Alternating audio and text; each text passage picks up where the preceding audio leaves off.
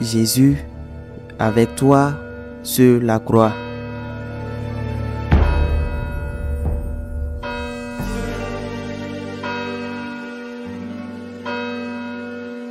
En ce temps-là, au cours du repas que Jésus prenait avec ses disciples, il fut bouleversé en son esprit et il rendit ce témoignage.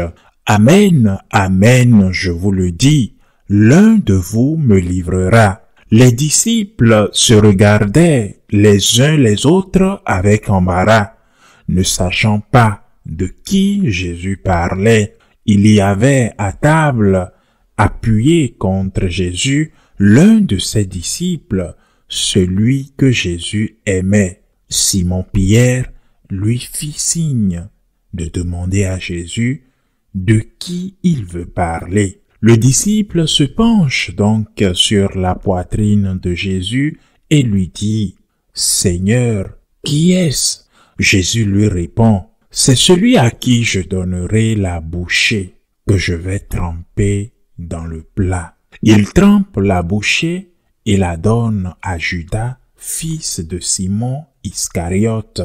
Et quand Judas eut pris la bouchée, Satan entra en lui.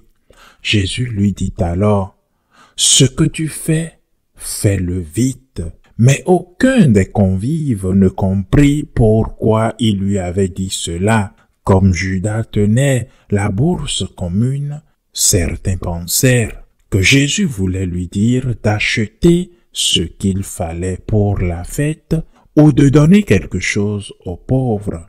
Judas prit donc la bouchée et sortit aussitôt. Or, il faisait nuit. Quand il fut sorti, Jésus déclara « Maintenant le Fils de l'homme est glorifié et Dieu est glorifié en lui. Si Dieu est glorifié en lui, Dieu aussi le glorifiera et il le glorifiera bientôt. Petits enfants, c'est pour peu de temps encore que je suis avec vous. Vous me chercherez. Et comme je l'ai dit aux Juifs, là où je vais, vous ne pouvez pas y aller. Je vous le dis maintenant à vous aussi. Simon-Pierre lui dit, « Seigneur, où vas-tu » Jésus lui répond, « Là où je vais, tu ne peux pas me suivre maintenant, tu me suivras plus tard. » Pierre lui dit, « Seigneur, pourquoi ne puis-je pas te suivre à présent? Je donnerai ma vie pour toi. » Jésus reprit, « Tu donneras ta vie pour moi? Amen, amen, je te le dis. Le coq ne chantera pas avant que tu m'aies renié 3 fois. » Acclamons la parole de Dieu. Saint Jean, témoin privilégié de cette nuit-là, raconte la scène de la trahison de Judas avec les détails connus d'une personne qui fut profondément marquée par ce qui s'est passé et qui a médité à maintes reprises par la suite. Par exemple, ce détail cette nuit-là, lorsqu'une personne vit un événement puissant, elle se souvient même des plus petites choses qui se sont peut-être passées et qui sont peut-être insignifiants, mais qui sont restés profondément gravés dans son esprit. Tant de choses à souligner dans ce fragment de l'évangile de Saint Jean. Commençons par le premier. Il dit, et parle de lui-même, qu'il reposait sa tête sur l'épaule de Jésus. Mais il dit que lui, Saint Jean, était le disciple que Jésus aimait le plus. Cela ne veut pas dire que Jésus n'aimait pas les autres disciples. Était-il le disciple qui aimait le plus Jésus? C'est une question. Car après la résurrection, notre Seigneur demandera 3 fois à Saint Pierre, se souvenant du triple reniement. S'il l'aime, il lui dira, « M'aimes-tu plus que ceux-ci, y compris Saint Jean? Peut-on être aimé et ne pas aimer? L'amour que vous recevez n'est pas forcément répandu dans la même mesure. Il ne fait aucun doute que Saint Jean aimait Jésus. L'aimait-il comme il était aimé de Jésus? Je pense que c'est une question que nous devrions tous nous poser par rapport à Dieu et par rapport aux personnes que nous aimons ou qui nous aiment, par rapport à Jésus également. Est-ce que je l'aime comme il m'aime? Il m'aime. Mais est-ce que moi je l'aime comme il m'aime? Je parle certainement de mon cas, je me pose cette question. Mais peut-être devons-nous tous admettre que notre amour est bien loin de l'amour que le Christ a pour nous. Et s'il n'y a pas cet amour, que faisons-nous? Il est vrai qu'il n'y a peut-être pas la mesure d'amour que nous devrions avoir, mais il est également vrai qu'il y a de l'amour. Mais s'il n'y a pas de l'amour, que faisons-nous? Je pense à moi et je pense avec douleur. Je suis prêtre depuis 45 ans. C'est ma 45e semaine sainte en tant que prêtre et je célébrerai bientôt ma 46e année d'ordination, si Dieu le veut. Cela fait de nombreuses années, beaucoup, toute une vie, et je me demande, est-ce que je l'aime? Est-ce que je l'aime vraiment? Et j'ai honte de sentir que je ne l'aime presque pas comparé à ce qu'il mérite. Et puis je me dis, qu'est-ce que je fais ici? Et qu'est-ce que je fais ici? C'est la question.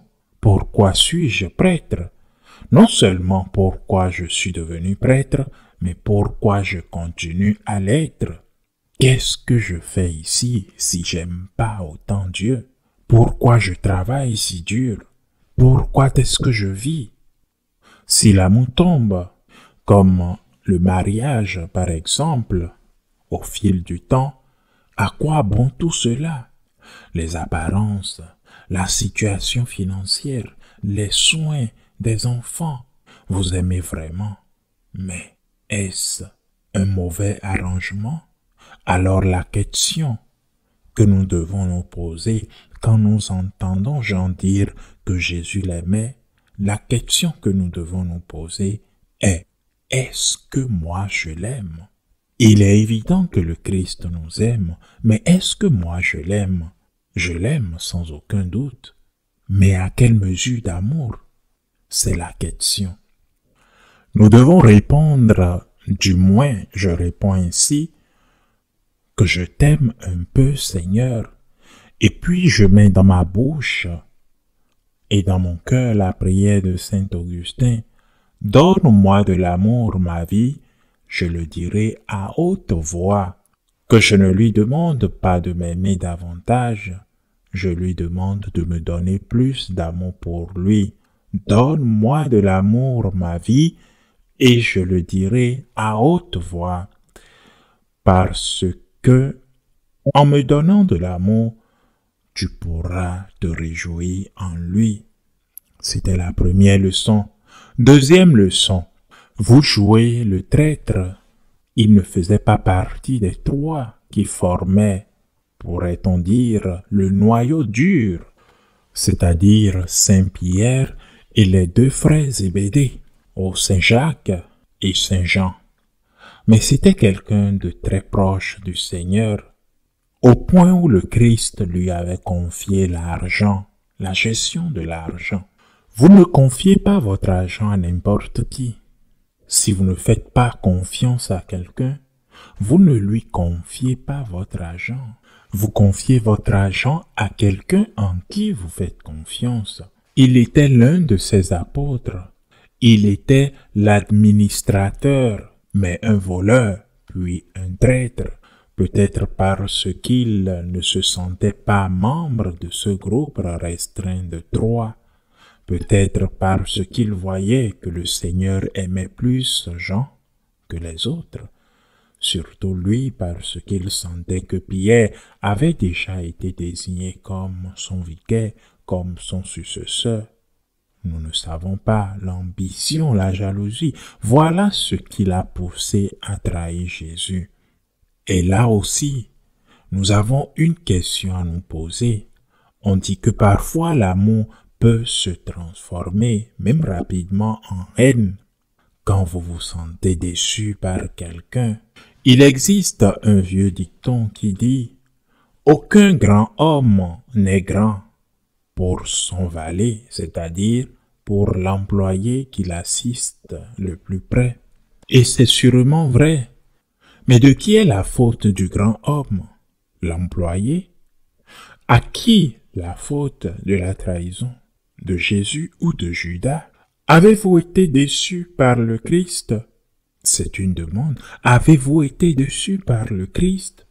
Ils disent que c'est parce que Jésus n'était pas un révolutionnaire violent ou parce qu'il ne faisait pas partie du groupe restreint. Nous ne savons pas, mais il l'a trahi. Et Jésus dit, heureux celui qui n'est pas déçu à cause de moi. Et maintenant demandons-nous, suis-je déçu de Jésus? Pourquoi ne m'as-tu pas donné ce que je voulais? Pourquoi ne m'as-tu pas accompli le miracle que j'ai demandé? Pourquoi ne m'as-tu pas donné le peu d'affection que j'ai demandé, comme les petits enfants qui doivent être constamment choyés par leur mère? Suis-je déçu de Jésus? Heureux celui qui ne se sent pas déçu, désillusionné par moi. S'il ne vous donne pas ce que vous voulez, cela ne veut pas dire qu'il ne vous aime pas. Ne tournez pas le dos au Christ lorsque vous ne recevez pas ce que vous demandez, car peut-être ce que vous demandez n'est pas ce qui est mieux pour vous. Une dernière réflexion. Il est clair que cela donne lieu à beaucoup plus. Saint Pierre, quel mystère cet homme, quel mystère! Il commence sa marche à la suite du Christ par un acte extraordinaire d'humilité. « Éloigne-toi de moi, dit-il à Jésus, car je suis un pécheur. » Et Jésus, face à l'humilité d'une personne, devient compatissant.